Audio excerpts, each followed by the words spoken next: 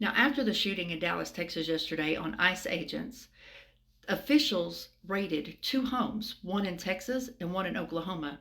Let me show you.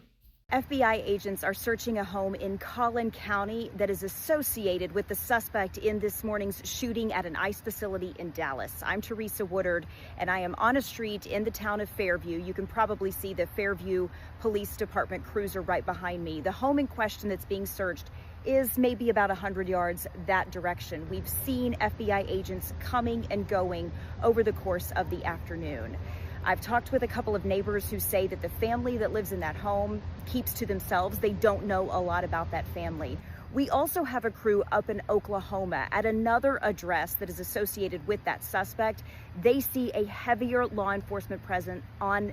Is a home connected to the suspected gunman in the Dallas ICE shooting. Now I want you to look at video that we shot less than 30 minutes ago. In that video, you see an armored vehicle coming in with a battering ram and other multiple federal law enforcement agencies. At least the ATF and FBI are here on the scene. Moments after they entered the property, we heard a loud bang. Could have been them breaching a door, could have been a flashbang.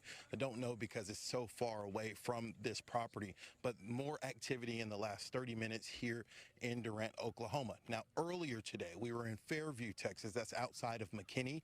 There is another property associated with the alleged gunman in this Dallas ICE shooting. There, we actually were on scene when we saw what appeared to be family members arriving, and later the FBI and federal agents showed up at that location.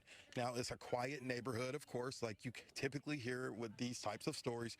We talked to a neighbor. Take a listen. And I went out to check the mail, and I saw Fairview Police here and a few other cars, and I, started wondering what was on. And then my neighbor across the street from me had texted me and told me what was going on, and it's just, you're kind of shocked and amazed that it could happen that close to you.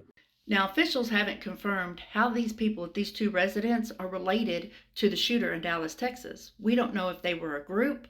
We don't know if they had already had other targets in mind. But the fact that this is becoming way too common, that people are trying to assassinate government officials, is scary. And this is political violence at its finest.